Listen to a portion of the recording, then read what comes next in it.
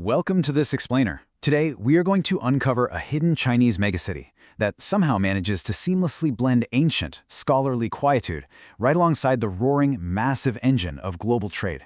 I am so thrilled you're joining us for this, because we're looking at a place that completely redefines how we think about urban evolution. We're exploring Ningbo. It's a city where you can, quite literally, walk out of a tranquil, centuries-old Zen garden and step right into the neon-drenched heart of modern international commerce. It's absolutely wild. Okay, let's just dive right into this by starting with a truly massive number. 7,000. Ningbo boasts an astonishing 7,000 years of maritime history. I mean, think about that for a second. Long before many of the world's most famous modern ports were even a thought, the early residents of this coastal region were already navigating the East China Sea. This staggering timeline is really the foundational bedrock of the city. Every single thing we're going to talk about today, from its ancient libraries to its highly automated modern factories, is built entirely upon this 7 millennia-long relationship with the ocean. But that brings up a really fascinating question. Why have so few travelers actually heard of it? Despite being home to nearly 10 million people, yes, 10 million, and holding immense historical significance as a primary terminal for the ancient maritime Silk Road, it really remains a bit of an open secret. While most tourists are flocking to places like Shanghai or Hangzhou, Ningbo is just quietly hiding China's most perfectly preserved ancient towns and some absolutely stunning natural scenery. It's the ultimate hidden gem if you truly want to understand China's outward-facing history. Let's move into Section 1, the anchor, cultivating mind and spirit. So before any city can successfully reach out to the world, it needs a rock-solid foundation at home. Just think about this sheer contrast for a moment. On one hand, you have the delicate, meticulous preservation of tens of thousands of fragile ancient texts. And on the other, the massive, heavy-lifting reality of a modern port moving millions of tons of cargo. This duality right here, this is the true essence of Ningbo. It's a city built by disciplined, discreet merchants and scholars who recognize the true power isn't just in trading goods, it's in accumulating and preserving knowledge. Documentation means everything here. And honestly, nowhere is that clearer than at the Tianyi Pavilion. Built way back in 1561, this place is a total testament to intense scholarly dedication. Founded by Fan Qin, it is actually Asia's oldest existing private library. At its peak, it housed over 70,000 books, and historically, it amassed 300,000 ancient volumes. We're talking incredibly rare civil service exams and historical records. But hey, it's not all just serious, quiet studying. Surprisingly, the pavilion also houses an exhibition on mahjong. That's right, the globally famous tile game. It actually originated right here in Ningbo. Now, moving from the quiet library up to the highlands, the mist-filled valleys of Shiwuding Mountain offer this profound sense of spiritual peace. As you travel through the area, the breathtaking roar of the Thousand-Jiang waterfall gives way to ancient Zen temples like Shudo, and that eventually leads you right up to the newly constructed, colossal Maitreya altar. It's dedicated to the Laughing Buddha and is capped with these brilliant, shining golden roofs.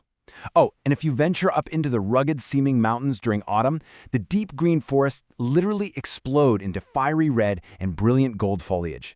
It is known as the natural oxygen bar of eastern China for a very good reason. Coming back down from those misty mountains, we find Dongqian Lake. This is an emerald green, 1,200-year-old freshwater retreat that acts as the vital ecological lung for the entire city. To give you a sense of scale here, it is 4 times the size of Hangzhou's world-famous West Lake.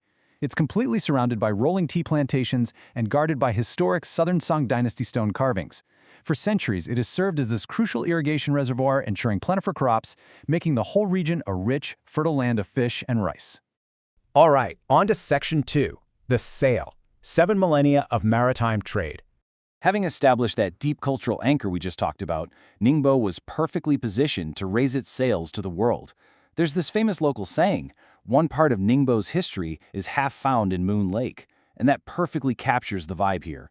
Sitting right in the heart of the city, this beautiful, crescent-shaped body of water has been a central gathering place for poets, philosophers, and statesmen since the Tang Dynasty. People have been sitting under these exact willow trees for over 1,000 years. It's steeped in so much culture that it even served as the setting for the Peony Lantern, which is a famous Chinese ghost story that actually went on to influence classic Japanese tales. Tracing Ningbo's history is kind of like walking through a living timeline. It perfectly illustrates how its vast heritage just layers onto itself without ever erasing the past. You can stroll through the Tang Dynasty at Moon Lake, step right into the Ming Dynasty at the Tianyi Pavilion, experience the 19th century treaty port era along the river, and end your day in a 21st century smart city. Very, very few places on Earth allow you to physically walk through time quite like this. Let's zoom in on that 19th century layer for a second. Tain, or the Old Bund, is actually older than Shanghai's famous waterfront. No way, right? But it's true. Located right where three major rivers converge, this area is absolutely packed with European-style stone buildings and historic brickwork. Once the bustling home of foreign consulates and merchant offices, it has been completely revitalized today.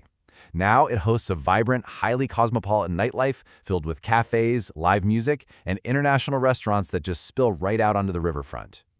Which brings us to Section 3, the global powerhouse and industrial titan. We are now shifting gears from the historical maritime Silk Road directly into the heavy-duty machinery of the 21st century. Today, the Ningbo Zhoushan port proudly holds the title of the #1 busiest port on Earth by cargo capacity. #1. It is an absolute mammoth of maritime engineering, serving as a vital, totally irreplaceable lifeline for global supply chains. Millions of tons of goods pass through its terminals every single year, physically linking Asia directly to Europe, Africa, and the Americas. Modern Ningbo rests on three massive industrial pillars, evolving into a high-tech powerhouse focused heavily on intelligent manufacturing, robotics, and green energy. To put it in perspective for you, if Shanghai is the brain of China's coastal economy, driven by capital and tech innovation, Ningbo is the strong ox carrying the world's weight. It doesn't just design the future, it physically builds it and ships it out. The whole culture here is focused on stability, reliability, and extreme precision. And the sheer scale of this industrialization, honestly, it's mind-boggling. Consider places like Dashi Island, situated just off the coast. It is essentially a ginormous, neon-lit factory city that operates almost entirely through automation. It is a fully functioning hub handling massive amounts of oil and cargo, yet it is practically empty of human workers. It's this stunning, almost surreal glimpse into the highly efficient, heavily automated future of global logistics. But hey, don't think for a second that the city itself is empty. Back in the downtown commercial heart, Tianyi Square delivers a brilliant sensory overload. It is packed with millions of people, giant synchronized musical fountains, and these massive LED screens. At night, the futuristic skyscrapers project dazzling light shows directly onto the water where those three rivers meet. Yet, even amidst all this electric energy, the city maintains beautiful, eco-friendly urban river parks, which really shows a strong commitment to livability right alongside all that industry. Moving on to our final stop, Section 4, where eras perfectly collide. So the crucial takeaway here is that Ningbo is successfully using its deep-seated heritage as a literal blueprint for a balanced, green, and culturally rich future.